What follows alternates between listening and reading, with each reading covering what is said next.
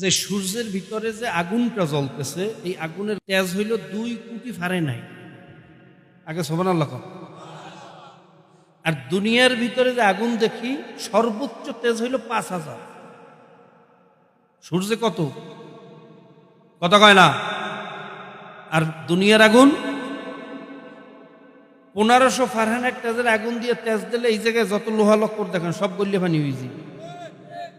3500 Fahrenheit দিয়া এই যত স্টিল মিল বলেন, বিভিন্ন বাইরে রোলিং মিল বলেন, সর্বোচ্চ তেজ উঠাইতে পারে 3500।